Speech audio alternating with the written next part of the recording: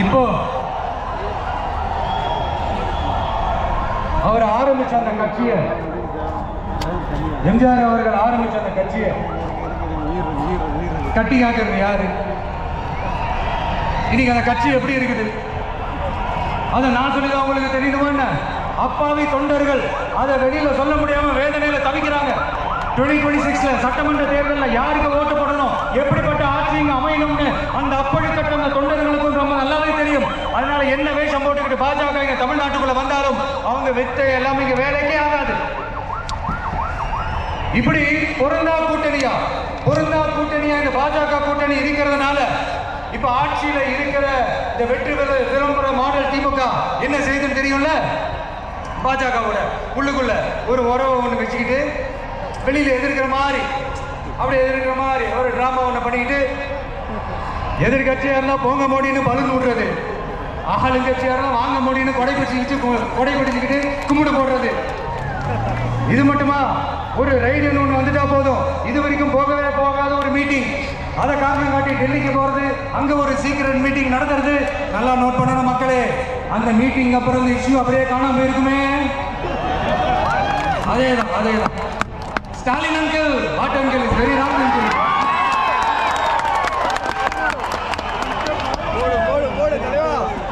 இப்படி தமிழ்நாட்டில் இப்ப நடக்கிற இந்த ஆட்சியினுடைய லட்சணத்தை பார்த்துக்கிட்டு நாம எப்படி சும்மா இருக்க முடியும்? ஒரு தவறு செய்தால், அதை தெரிந்து செய்தால், அவர் கபட நாடக மு.க. ஸ்டாலின் அங்கிளாகவே இருந்தாலும் அங்கிள் மனசாட்சின்னு ஒன்று இருந்துச்சுன்னா நாங்க கேட்கிற கேள்விகளுக்கு மட்டும் கொஞ்சம் பதில் சொல்லுங்க அங்கிள். நீங்க நடத்துற இந்த ஆட்சியில நேர்மை இருக்கா, நியாயம் இருக்கா, ஊழல் இல்லாம இருக்கா, சட்டம் ஒழுங்கு சரியா இருக்கா, பெண்களுக்கு பாதுகாப்பு இருக்கா, பொதுமக்களுக்கு பாதுகாப்பு இருக்கா, இயற்கை வளங்களுக்கு பாதுகாப்பு இருக்கா? சொல்லுங்க மை டியர் அங்கிள், சொல்லுங்க. டாஸ்மாக்ல மட்டுமே இது வரைக்கும் 1000 கோடிக்கு மேல ஊழல் சொல்றாங்க. அதுல மட்டுமா தப்பு நடக்குது? வேற எதுல தான் நடக்கல? உலகத்திலே மிஸ்டர் கிளீன் ரெக்கார்ட்ஸ் எல்லாம் உங்களுக்கும் உங்க கூட இருக்கிறவங்களுக்கும் மட்டும்தான் அங்கிள் கொடுக்குறோம். இதை பார்த்து வாயே இல்லாத ஊரு கூட வயிறு வலிக்கு சிரிக்குது. பெண்களுக்கு 1000 ரூபாய் கொடுத்துட்டீங்கன்னா போதுமாங்கள், அப்படியே அதை மூடி மறைச்சிடலான்னு பாக்குறீங்களா?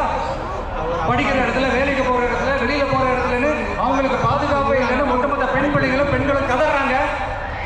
அந்த கதறல் சத்தம் ஏதோ உங்க காதுல கேக்குதா அங்கிள்?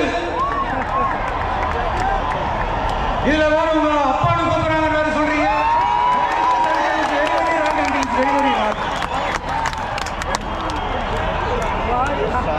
பெண்களுக்கு மட்டுமா பொய் வாக்குறுதி கொடுத்து ஏமாத்துறீங்க? அரசு ஊழியர்கள், ஆசிரியர்களை ஏமாத்துறீங்க, விவசாயிகளை ஏமாத்துறீங்க, பரந்தூர்ல பாதிப்பே வராதுன்னு சொல்லி ஏமாத்துறீங்க, மீனவர்களை ஏமாத்துறீங்க, போதைப் பொருள் கலாச்சாரத்தை ஒழிக்காம ஏமாத்துறீங்க. ஐயோ very very best uncle, very very best. எப்படி கேட்டாலும் இவங்க கிட்ட இருந்து எந்த பதிலும் வரப்போறதில்லை. ஏன்னா இருந்தா தானே. இப்ப ஆட்சியில இருக்கிற நம்மளுடைய அங்கிள் பதில் சொல்றது இருக்கட்டும். மக்களை நீங்க சொல்லுங்க, நீங்க உண்மையை சொல்லுங்க. செய்வோம்னு சொன்னாங்களே, சொன்னதெல்லாம் செஞ்சாங்களா? உங்களை தான் கேட்கிறேன், சொன்னதெல்லாம் செஞ்சாங்களா? சத்தமா மை டியர் அங்கிள்,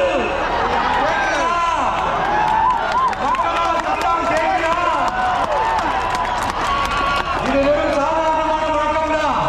கூடிய சீக்கிரம் மக்களை போய் சந்திக்க போறேன், அவங்களோட மனசு விட்டு பேச போறேன். அதுக்கப்புறம் இந்த சாதாரணமான முழக்கம் இடி முழக்கமா மாறும். அத்தோட நிக்காது, அந்த இடி முழக்கம் தமிழ்நாட்டோட போர் முழக்கமா மாறும். அந்த போர் முழக்கம் அவங்களுக்கு ஒரு நிமிஷம் கூட தூங்க விடாது. நடக்குதா இல்லையான்னு பாருங்க. என்னடா இவன் இவ்வளவு ஸ்ட்ராங்கா சொல்றானேன்னு பாக்குறீங்களா? எல்லாரும் கட்சி ஆரம்பிச்சதுக்கு அப்புறம் தான் ஒவ்வொரு வீட்டுக்குள்ளேயும் போறதுக்கு ட்ரை பண்ணுவாங்க. ஆனா நாங்க அப்படி இல்லை. ஒவ்வொரு வீட்டுக்குள்ளேயும் போனதுக்கு அப்புறம் தான் கட்சியவே ஆரம்பிச்சிருக்கோம்.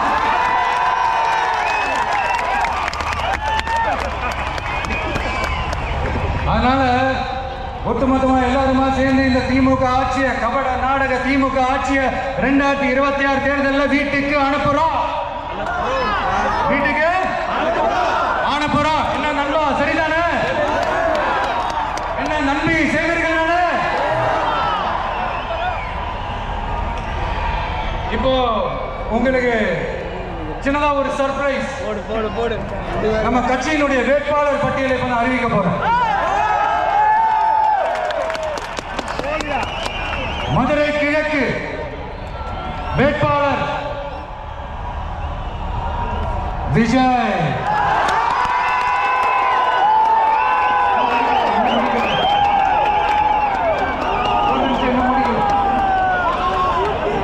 மதுரை மேற்கு வேட்பாளர் விஜய்.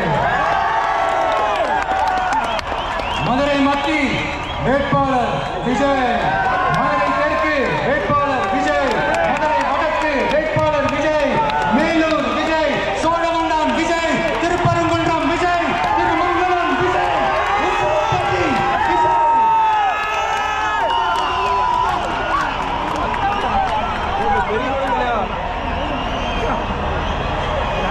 என்னடா எல்லா தொகுதியிலையும் ஒரே வேட்பாளர்னு பாக்குறீங்களா?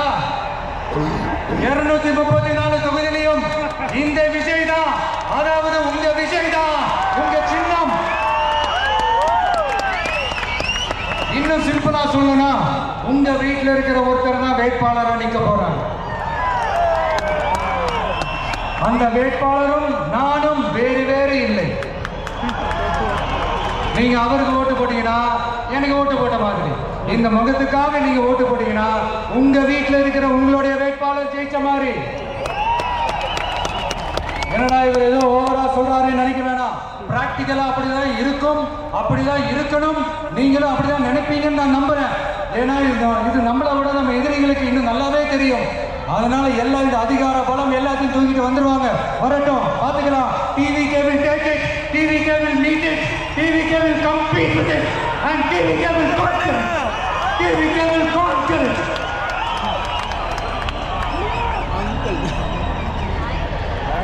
very wrong uncle. Yeah,